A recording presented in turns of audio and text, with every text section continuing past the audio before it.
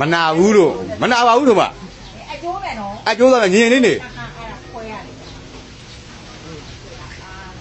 ဟဲ့ဟိုလေတို့ ဟိုဘက်လက်လေးမကြည့်နဲ့လေ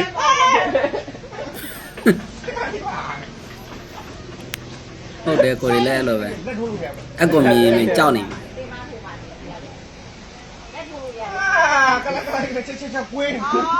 ထိုးပြီးစားတယ်လေ အထောက်ဝါးနေမယ်ညင်လေးပါပြုံး အကြောက်တဲ့လူဆိုတာတသက်ရှိတယ်လေ ကို ဟဲ့ ကြီး နင်းလက်ကြီးဖေး အာကထွေးပြန်လာ အဲ့တော့လည်းအဲ့လိုပဲအတူ ကောင်း ပြ တာလေကွာအဖေလေး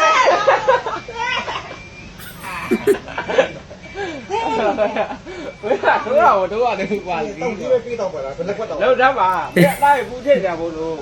အထိုးမှပြောက်တာလို့မင်းအဲ့ဒါမကြည့်နဲ့မျက်စိပိတ်ထားလိုက်လို့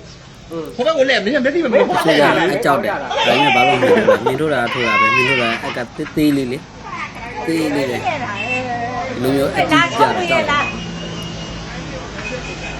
တ်ပါလေ မကြည့်နဲ့လေ ဟဲ့ဟုတ်ပြောနေရမှာဒီကလာပြပါ ဒီကောင်ငါတက်ဆိုရစေးအဲ့ကိုနည်းကြောက်တယ် ဒီမှာလည်းကတော့တော့ဟာဒီတိုင်း အဲ့ဆုံးလို့တယ်ကွာလောကွာလဲ တော့တော့လေးနဲ့ အဲ့ဒါနဲ့နေတကယ်ကောထိုးတော့အဲ့ရဘူးဖေးပြန်လာတယ် ဆွေးနေတယ်တော့ဟာဒီပြေးပြန်အာဖဲလေဒီ